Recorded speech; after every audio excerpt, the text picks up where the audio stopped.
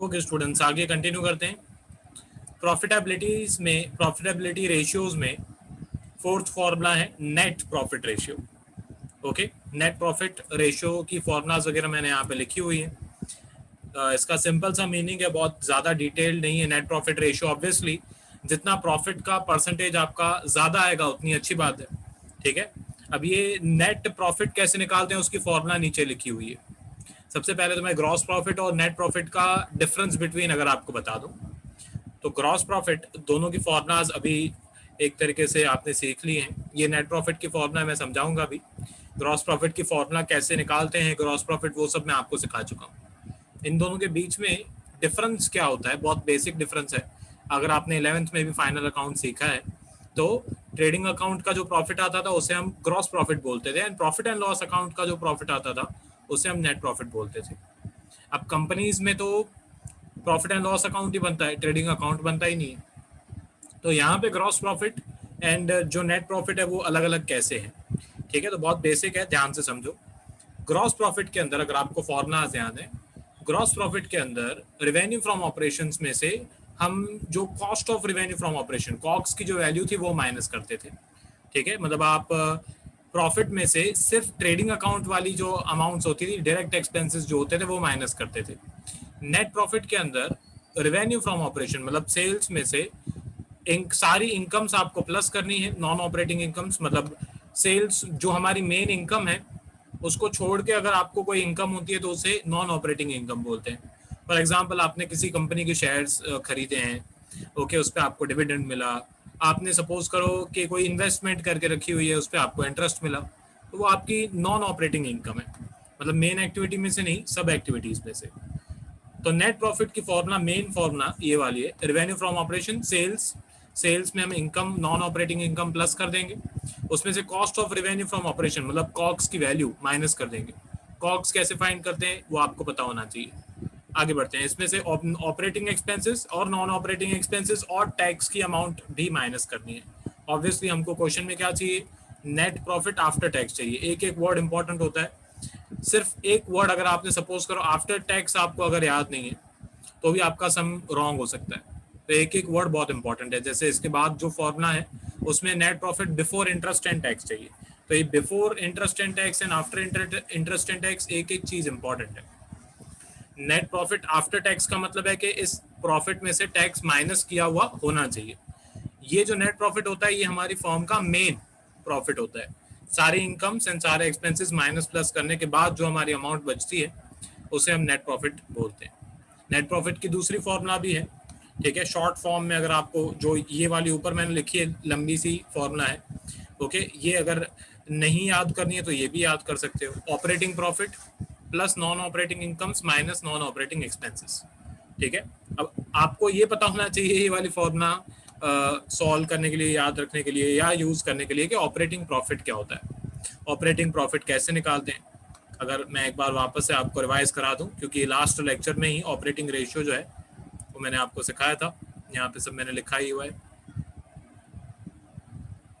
एक बार मैं आपको बता देता हूँ, ठीक है। ये रहा, लास्ट ही कल वाले लेक्चर में ही मैंने आपको ऑपरेटिंग प्रॉफिट रेशियो जो है वो सिखाया था कैलकुलेट करना, एंड उसमें ऑपरेटिंग प्रॉफिट कैसे निकालते हैं वो मैंने बताया था, ठीक है। बेसिकली ये फॉर्मूलाज हैं, gross profit plus other operating incomes, operating expenses, या रेवेन्यू फ्रॉम ऑपरेशन में से ऑपरेटिंग कॉस्ट माइनस कर दो। इन शॉर्ट, अगर ज़्यादा डिटेल में नहीं जाना है, इन शॉर्ट ऑपरेटिंग प्रॉफिट के अंदर सब कुछ माइनस प्लस किया हुआ होता है सिवाय non operating incomes and non operating expenses के, ठीक है। तो अगर क्वेश्चन में कभी कभी ऑपरेटिंग प्रॉफिट दें आपको, ठीक है, तो ऑपरेटिंग प्रॉफिट में सिर्फ आपको non operating and operating incomes plus minus करनी है, बाकी और कुछ नहीं, ओके। ये मेन कभी कभी कंफ्यूजिंग भी लगता है, ऑब्वियसली जब मैं था 12th में तब मेरे को भी कंफ्यूजिंग लगता था, पर मेन कॉन्सेप्ट्स आपके समझे हुए होने चाहिए, फॉर्मूलाज आपको याद होनी चाहिए। अगर आपको यही नहीं पता है कि ऑपरेटिंग प्रॉफिट क्या होता है तो ये वाली फॉर्मूला आप नहीं समझ पाओगे, ठीक है। आपको यही नहीं पता है कि कॉक्स की वैल्यू क्या होती है, इतने हजारों सम हमने सॉल्व किए, हजारों नहीं, ओके, बहुत सारे सम सॉल्व किए, एंड उसमें बहुत बार कॉक्स की वैल्यू जो है वो यूज हुई अलग अलग फॉर्मूलाज में। कभी कभी मेन फॉर्मूला के अंदर कॉक्स की वैल्यू यूज हुई, कभी कभी कॉक्स की वैल्यू दी हुई होती थी एंड हमने उसको यूज करके दूसरी वैल्यू को फाइंड किया, बस अब ये चैप्टर खत्म होने वाला है, ठीक है। अब तक आपको सब कुछ एक तरीके से कॉन्सेप्ट जो है वो आ जाने चाहिए, ठीक है। मतलब आपको ये पता होना चाहिए कि भाई ऑपरेटिंग प्रॉफिट क्या होता है, ऑपरेटिंग एक्सपेंसेस क्या होते हैं, ठीक है। जो ऑब्वियसली एक दो पॉइंट तो हर फॉर्मूला में न्यू आएगी, वो मैं बैठा हूँ सिखाने के लिए। यहाँ पे ऑपरेटिंग प्रॉफिट मैंने जस्ट अभी आपको बताया। नॉन ऑपरेटिंग इनकम्स मतलब डिविडेंड मिला आपको, आपने बैंक में डिपॉजिट करा के रखा हुआ है, उस पर आपको ब्याज मिला, वो आपकी नॉन ऑपरेटिंग इनकम्स है। इन शॉर्ट सेल्स को छोड़कर अगर आपकी कोई भी दूसरी इनकम है सेल्स को छोड़कर, वो नॉन ऑपरेटिंग इनकम है। उसके बाद नॉन ऑपरेटिंग एक्सपेंसेस, ठीक है। नॉन ऑपरेटिंग एक्सपेंसेस के बारे में मैं बता चुका हूँ। नॉन ऑपरेटिंग एक्सपेंसेस मतलब जो एक तरीके से लॉस वगैरह के खर्चे हैं या कोई भी फाइनेंस कॉस्ट है, ऐसे एक्सपेंसेस को नॉन ऑपरेटिंग एक्सपेंसेस बोलते हैं।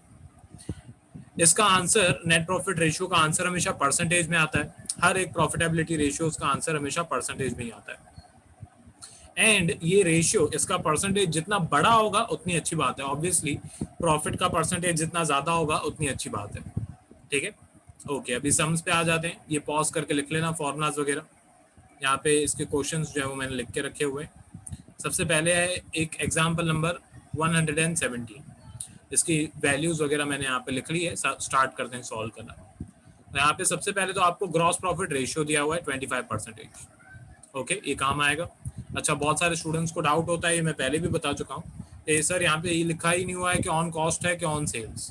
तो बेटा कभी भी ग्रॉस प्रॉफिट रेशियो में ये लिखेंगे भी नहीं, क्योंकि आपको पता होना चाहिए ग्रॉस प्रॉफिट रेशियो हमेशा ऑन सेल्स पे ही होता है, ठीक है। ये हमेशा सेल्स पे ही होता है, ये कभी लिखेंगे नहीं, आपको पता होना चाहिए।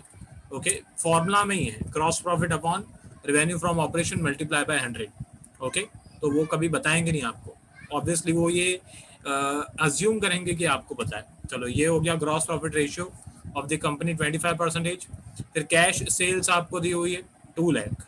Credit sales were 90% of total sales, ये सपोज वगैरह करना पड़ेगा। उसके बाद इनडायरेक्ट एक्सपेंसेस दिए हुए हैं। ओके, इनडायरेक्ट एक्सपेंसेस ये भी मैं समझा देता हूँ, एक लाइन में खत्म हो जाएगा। पीएनएल के सारे खर्चों को ये लोग इनडायरेक्ट एक्सपेंसेस समझते हैं।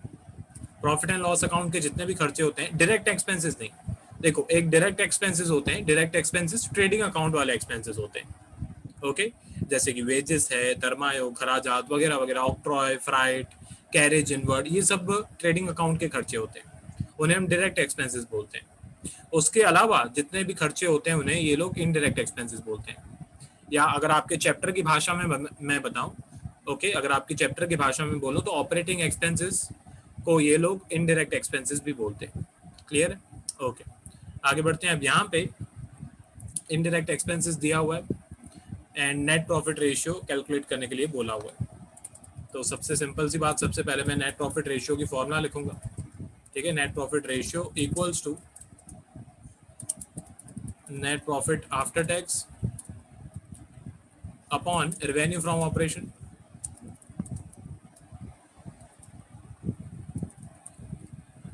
Multiply by 100। ओके, अब यहाँ पे क्या क्या मिसिंग है? ऑब्वियसली दोनों अमाउंट मिसिंग है। नेट प्रॉफिट आफ्टर टैक्स भी फाइंड करना पड़ेगा एंड रेवेन्यू फ्रॉम ऑपरेशन मतलब net sales. Okay, net sales की जो वैल्यू है वो भी हमें फाइंड करनी पड़ेगी, ठीक है। अब सबसे पहले तो यहाँ पे कैश सेल्स की वैल्यू दी हुई है। क्रेडिट सेल्स के बारे में एक डायलॉग लिखा हुआ है कि credit sales were 90% of total sales. अब इस टाइप के क्वेश्चंस में, इस टाइप के जितने भी क्वेश्चंस में हमेशा पीछे जो नाम दिया होता है उसको हमेशा मैं एक्स सपोज करता हूँ, ठीक है। तो यहाँ पे क्रेडिट सेल्स का क्या लिखा हुआ है कि credit sales were 90% of total sales, ठीक है। ओके, तो टोटल सेल्स का 90% है क्रेडिट सेल्स, तो टोटल सेल्स पीछे है। ओके, टोटल सेल्स पीछे है तो मैं टोटल सेल्स को सपोज करूंगा एक्स, ठीक है। मैं यहाँ पे लिख देता हूँ suppose total sales is X. अब अगर टोटल सेल्स है एक्स तो बाकी हमारी क्रेडिट सेल्स जो है वो आ जाएगी 90% ऑफ एक्स। 90% ऑफ एक्स मतलब एक्स मल्टीप्लाई बाय 90 अपॉन 100, ऐसे आप लिखो, या एक्स मल्टीप्लाई बाय 9/10 लिखो, ठीक है, या आप 9x/10 लिखो, ठीक है, सब एक ही है, जिस तरीके से लिखो मैंने बस सिंप्लीफाई करके लिख दिया। मैंने टोटल सेल्स को पीछे जिसका नाम है उसको मैंने सपोज किया एक्स, क्रेडिट सेल्स इज 90%, तो 90% ऑफ एक्स। ओके, ये आ गया। अब यहाँ पे कैश सेल्स भी आपको दी हुई है, ठीक है, तो सिंपल सी बात है, total sales equals to cash sales plus credit sales. ठीक है, टोटल सेल्स की फॉर्मूला बहुत बेसिक है, ये कहीं पे बताई भी नहीं हुई है। ओके, ऑब्वियसली टोटल सेल्स कैसे फाइंड करेंगे, कैश सेल्स के अंदर क्रेडिट सेल्स जो है वो प्लस कर देंगे, तो हमारा जो टोटल सेल्स है वो आ जाएगा। तो यहाँ पे टोटल सेल्स की जो वैल्यू है वो नहीं दी हुई है, उसको हमने सपोज किया एक्स। मैं यहाँ पे लिख देता हूँ X equals to cash sales, question में दिया हुआ है भगवान की दया से, चलो अच्छी बात है। क्रेडिट सेल्स उसको अभी जस्ट हमने सपोज किया 9x/10। अब ये इक्वेशन को हमको सॉल्व करना है। ठीक है, स्टार्ट करते हैं। सबसे पहले मैं हमेशा क्या करता हूँ, जो एक्स है उसे अपनी जगह पे ही रहने दो, और ये जो 9x/10 है वो RHS से मैं LHS में लेके आ जाता हूँ। इक्वल्स टू में यहाँ पे 2 लाख को भी अपनी जगह पे रहने देते हैं। ठीक है, आगे बढ़ते हैं। अब यहाँ पे LCM हो जाएगा, एक्स के अपॉन में कुछ भी नहीं है, एक्स के अपॉन में कुछ भी नहीं है, मतलब हम अज्यूम करेंगे 1 है। 1 और 10 का LCM होता है 10। ठीक है, तो दोनों के डिनोमिनेटर में 10, ये हो जाएगा 10x माइनस 9x, और इक्वल्स टू में जो 2 लाख है वो सेम रहेगा। ओके, आगे बढ़ते हैं। अब यहाँ पे 10x माइनस 9x करेंगे तो यहाँ पे बचेगा सिर्फ x अपॉन 10, और इक्वल्स टू में जो 2 लाख है वो सेम।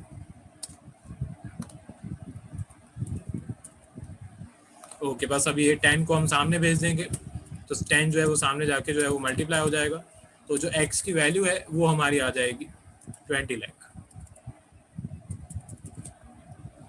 ओके, अब x जो है उस वो हमने क्या सपोज किया था, ये रहा, हमने टोटल सेल्स को x सपोज किया था, तो ये 20 लाख रुपीस जो है, ओके, ये जो 20 लाख रुपीस है ये हमारी टोटल सेल्स की वैल्यू है।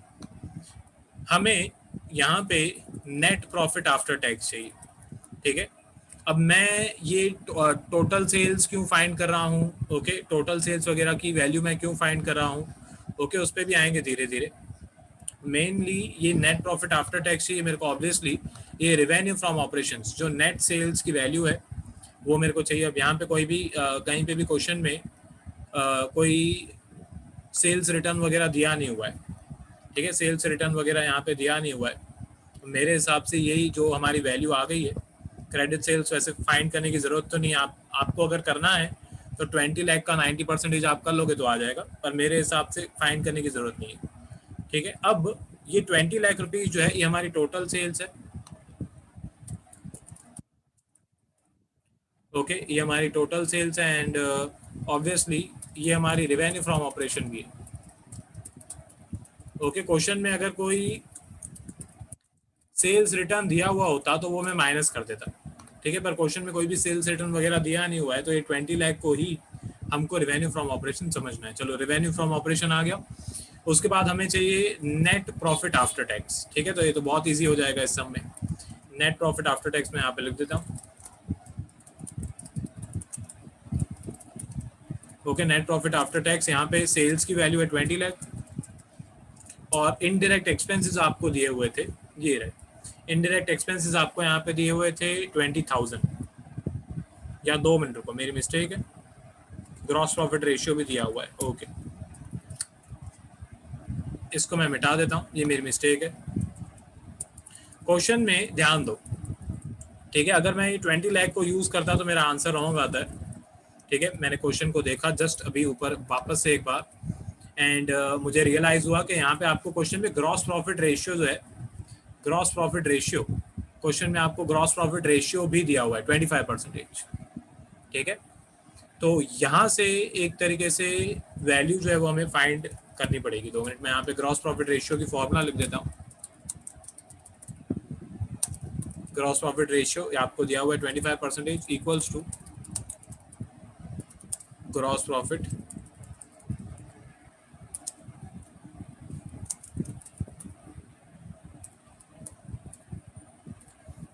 Upon revenue from operation multiply by 100। ठीक है, अब यहाँ पे ग्रॉस प्रॉफिट रेशियो आपको क्वेश्चन में दिया हुआ है 25%। रेवेन्यू फ्रॉम ऑपरेशन भी है हमारे पास, ओके, जो कि अच्छी बात है। अब यहाँ पे हाँ, बस यहाँ से हमें ग्रॉस प्रॉफिट की वैल्यू जो है वो फाइंड करनी पड़ेगी। ठीक है, क्योंकि ऑब्वियसली हमें नेट सेल्स अगर चाहिए, यहाँ पे भी लिख भी देता हूँ, नेट सेल्स अगर हमें चाहिए तो नेट से सॉरी नेट सेल्स नहीं, net profit after tax. Okay, net profit after tax की वैल्यू हमें फाइंड करनी है। तो ये ग्रॉस प्रॉफिट में से मैं अगर ये माइनस कर दूंगा तो मेरे लिए ज़्यादा इजी हो जाएगा। इनडायरेक्ट एक्सपेंसेस ये 20,000 रुपीज़ ये ग्रॉस प्रॉफिट में से अगर हम माइनस करेंगे, ओके, तो वो ज़्यादा इजी हो जाएगा। अब ये फॉर्मूला मैंने यहाँ पे लिखी है, ओके, ताकि मैं क्लियर रहूँ खुद, ओके, क्योंकि मेरे से मिस्टेक होने वाली थी। यहाँ पे ग्रॉस प्रॉफिट आपको दिया हुआ है, मैं टोटल सेल्स में से वो अमाउंट जो है वो माइनस करने वाला था, जो कि गलत हो जाता। ठीक है, आपको ग्रॉस प्रॉफिट में से एक्सपेंसेस माइनस करने हैं। ठीक है, क्योंकि फिर नहीं तो ग्रॉस प्रॉफिट की वैल्यू भी निकालनी पड़ेगी, बहुत कैलकुलेशन बढ़ जाएगी। तो ये सिंपल है, ये फॉर्मूला वैसे कोई काम की नहीं है। यहाँ पे मैं मिटा देता हूँ इसको, डायरेक्टली यहाँ से हमारा ग्रॉस प्रॉफिट जो है वो फाइंड हो जाएगा। मैं यहाँ पे लिख देता हूँ ग्रॉस प्रॉफिट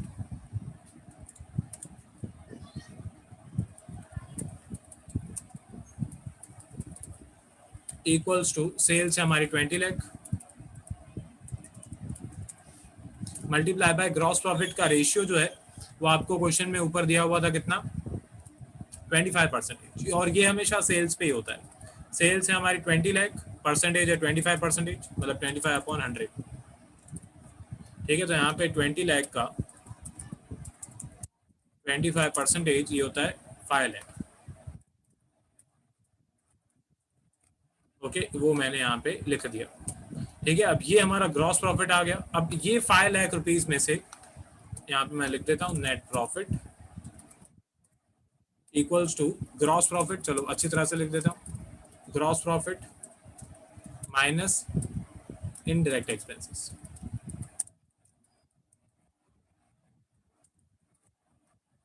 चलो स्टार्ट करते हैं। तो यहाँ पे मैं लिख देता हूँ net profit equals to gross profit की वैल्यू है 5 lakh minus indirect expenses question में कितने दिए हुए थे, ये इनडायरेक्ट एक्सपेंसेस क्वेश्चन में दिए हुए थे 2 लाख 20,000 या 2 लाख 20,000 शायद, मैं एक बार वापस से कंफर्म कर लूँ, 20,000। ओके, तो मैं यहाँ पे 5 लाख में से 20,000 जो है वो मैं माइनस कर दूंगा। तो 5 लाख में से 20,000 माइनस करेंगे तो बाकी बचेगा 4,80,000। अब ये 4,80,000 हमारा नेट प्रॉफिट आफ्टर टैक्स आ गया। अच्छा, कभी कभी क्वेश्चन में टैक्स की वैल्यू आपको देते हैं, तो अगर टैक्स की वैल्यू यहाँ पे दी हुई होती तो वो टैक्स की वैल्यू भी मैं माइनस करता, यहाँ पे दी नहीं हुई। बाकी बस लास्ट में अभी तो फॉर्मूला में वैल्यू पुट करनी बाकी है। जो मेन जिसके मार्क्स हैं वो इजी हैं, पूरा चैप्टर ऐसा ही है। ठीक है, फॉर्मूला में वैल्यूज पुट करके कैलकुलेट करना वो इजी है, वैल्यूज फाइंड करना टिपिकल है। तो net profit ratio equals to net profit after tax 4,80,000 upon revenue from operation 20 lakh multiply by 100।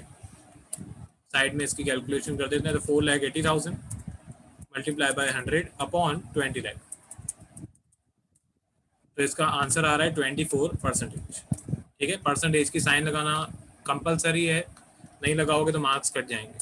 ठीक है, तो ये आपका सम खत्म हो गया। मैं एक बार स्क्रॉल कर देता हूँ, ये एग्जाम्पल नंबर 117, इसके ऊपर ही फॉर्मूलाज वगैरह भी हैं, बाकी हैं तो पॉज करके लिख लेना। ये हमारा फोर्थ फॉर्मूला है net profit ratio, example 117। Question नहीं लिखना, पहले नेट प्रॉफिट रेशियो की फॉर्मूला है, उसके बाद टोटल सेल्स को एक्सपोज करके उसकी कैलकुलेशन। टोटल सेल्स ही ऑब्वियसली, क्योंकि सेल्स रिटर्न दिया नहीं हुआ है तो टोटल सेल्स ही रेवेन्यू फ्रॉम ऑपरेशन है। ओके, रेवेन्यू फ्रॉम ऑपरेशन में से ग्रॉस प्रॉफिट मैंने निकाला है यहाँ पे। ओके, एंड ग्रॉस प्रॉफिट में से जो एक्सपेंसेस हैं P&L वाले एक्सपेंसेस, इनडायरेक्ट एक्सपेंसेस, वो माइनस कर दिए, नेट प्रॉफिट आ गया एंड फिर फॉर्मूला। ओके, आगे बढ़ते हैं, example number 119।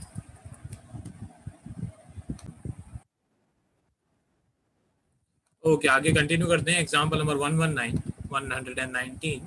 Revenue from operation आपको दिया हुआ है 8 लाख, ग्रॉस प्रॉफिट रेशियो दिया हुआ है, ऑपरेटिंग रेशियो दिया हुआ है, operating ratio, non operating expenses दिए हुए हैं, नॉन ऑपरेटिंग इनकम दी हुई है। ओके, तो अब यहाँ पे सबसे पहले तो नेट प्रॉफिट रेशियो, इसकी फॉर्मूला मैं लिख देता हूँ।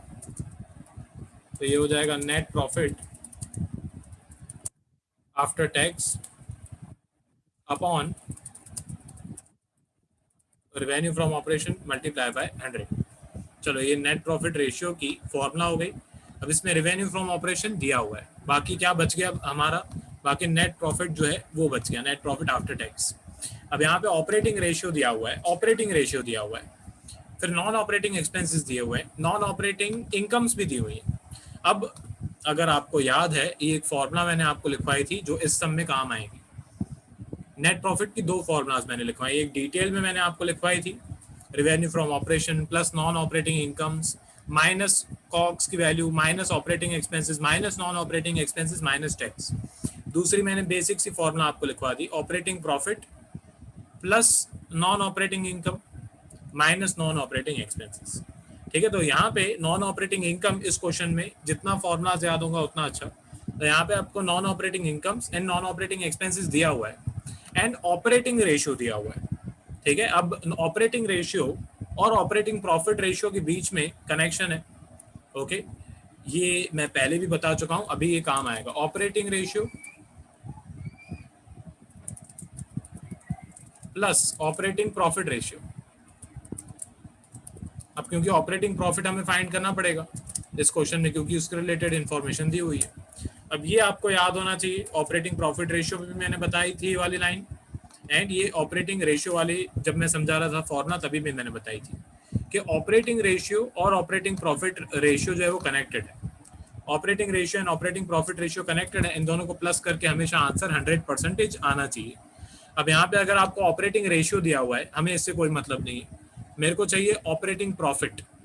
ठीक है, मुझे क्या चाहिए, ऑपरेटिंग प्रॉफिट। मुझे नेट प्रॉफिट, यहाँ पे मैं लिख देता हूँ, net profit after tax. Okay, net profit after tax की वैल्यू मेरे को चाहिए। उसमें मैं ये वाली फॉर्मूला जो मैंने जस्ट अभी आपको दिखाई भी, operating profit plus non operating income minus non operating expenses.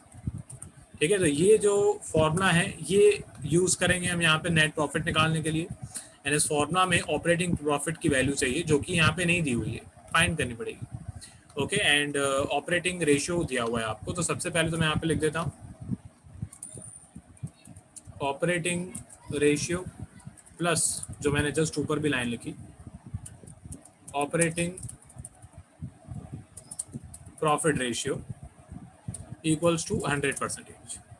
अब इसमें से ऑपरेटिंग रेशियो की वैल्यू हमारे पास है, ठीक है, वो मैं यहाँ पे लिख देता हूँ। ऑपरेटिंग रेशियो की वैल्यू है हमारे पास 90%।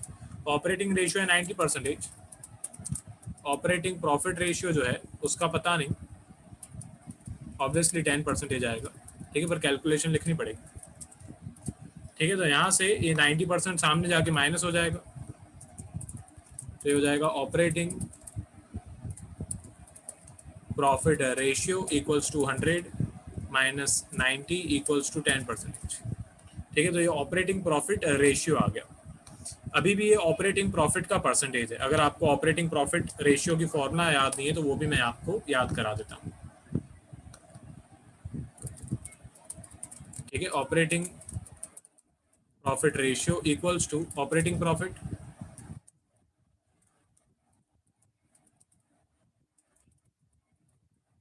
अपॉन नेट सेल्स लिख देता हूँ, या रेवेन्यू फ्रॉम ऑपरेशन, जैसे आपको समझ में आए,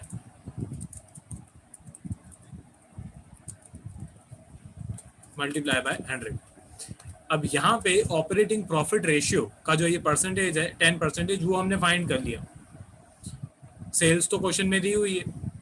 ठीक है, यहाँ पे ऑपरेटिंग प्रॉफिट रेशियो हमने यहाँ पे ये जस्ट 10% फाइंड किया, सेल्स तो क्वेश्चन में दी हुई है। बाकी फॉर्मूला में वैल्यूज पुट करने के बाद जो ऑपरेटिंग प्रॉफिट की वैल्यू है वो भी हमारी आ जाएगी। ठीक है, पर ये फॉर्मूला में वैल्यूज पुट करने की जरूरत नहीं है, डायरेक्टली आप 10% सेल्स पे, मतलब ये 80 नहीं 8 लाख का 10% निकालोगे तो भी आपका आंसर आएगा। ऑब्वियसली जैसे ऊपर मैंने आपको ग्रॉस प्रॉफिट का बताया ठीक है, कि ग्रॉस प्रॉफिट कितना परसेंटेज है, 25%। किस पे होता है 25%? ऑन सेल्स पे होता है। उसी तरीके से जो ये ऑपरेटिंग रेशियो है, इसके भी डिनोमिनेटर में क्या है, सेल्स है, तो ये परसेंटेज भी हमेशा सेल्स का ही होता है। देखो सिंपल है, बेसिक मैथमेटिक्स है ये, अकाउंट्स में नहीं बता रहा हूँ, बेसिक मैथमेटिक्स बता रहा हूँ। Net profit after tax upon revenue from operation.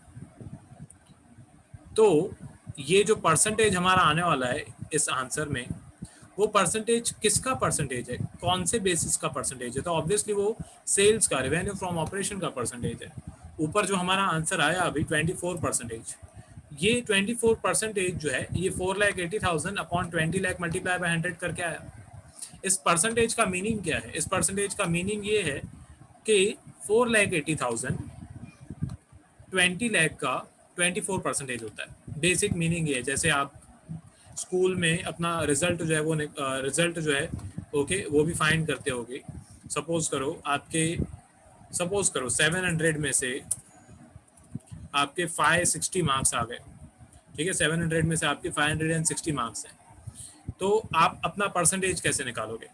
ठीक है, आप करोगे 560 multiply by 100 and divide by 700। ठीक है, तो आपका आंसर आएगा 80%। ठीक है, तो ये 80% जो है वो कितने मार्क्स में से आया, ये क्या है, ये आपका परसेंटेज है कि भाई 560 700 का कितना परसेंटेज होता है, तो 80% होता है।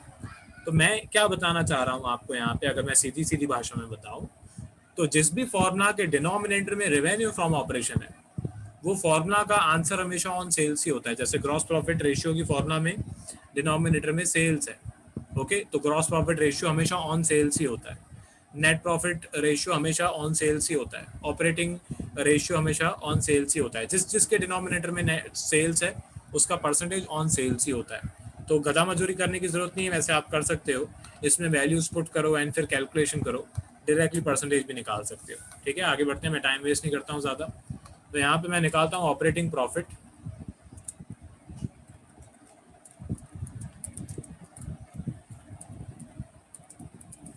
Equals to 8 lakh. सेल्स की वैल्यू थी 8 लाख, 8 लाख का 10%, 8 लाख का 10% होता है 80,000। ठीक है, ये हमारी ऑपरेटिंग प्रॉफिट की वैल्यू आ गई। इस सब में यही टिपिकल बात है, सिर्फ ये ऑपरेटिंग प्रॉफिट फॉर्मूला ऑब्वियसली पता होनी चाहिए। बस एक बार ऑपरेटिंग प्रॉफिट आ गया, इसके बाद नेट प्रॉफिट आफ्टर टैक्स। तो ऑपरेटिंग प्रॉफिट है 80,000, उसमें ऑपरेटिंग इनकम है 44,000, ऑपरेटिंग एक्सपेंसेस है 4,000, नॉन ऑपरेटिंग सॉरी।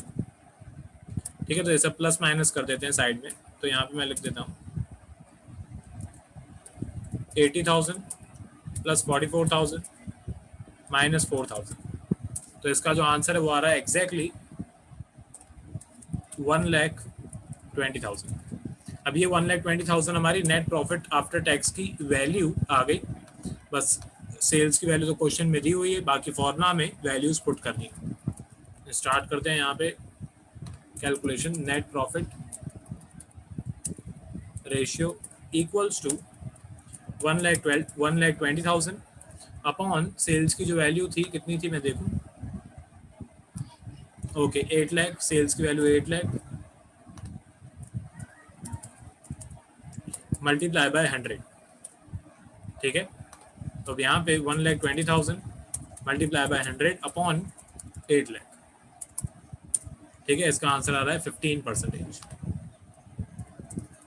ठीक है, इसका मतलब ये है कि 1,20,000 8 लाख का 15% है। अगर मैं उल्टा बोलूँ तो 8 लाख का अगर आप 15% निकालोगे तो भी आपका आंसर सेम उतना ही आएगा, 1,20,000।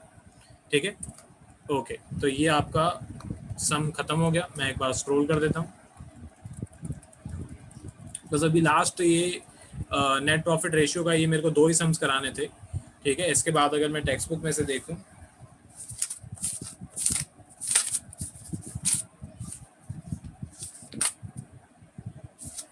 ये कौन सा एग्जाम्पल था, ओके था एग्जाम्पल नंबर 117 112 117, ओके 117, ओके 119 था। तो एग्जाम्पल नंबर 119, इसके बाद एक और एग्जाम्पल है, एग्जाम्पल नंबर 120। ठीक है, ये मेरे को करवाना नहीं है क्योंकि बहुत बेसिक सा सम है। आपको एक बैलेंस शीट दी हुई है, एंड सॉरी बैलेंस शीट नहीं, प्रॉफिट एंड लॉस का स्टेटमेंट दिया हुआ है, उसमें नेट प्रॉफिट की अमाउंट आपको क्वेश्चन में बैलेंस शीट में नीचे कैलकुलेट करके ही दी हुई है। ठीक है, यहाँ पे आपको नेट प्रॉफिट की अमाउंट जो है वो नीचे दी हुई है 2,30,000। अगर आपके पास अभी टेक्स्ट बुक है, अगर आपके पास टेक्स्ट बुक नहीं है तो वीडियो को पॉज करना, टेक्स्ट बुक निकाल के बैठना।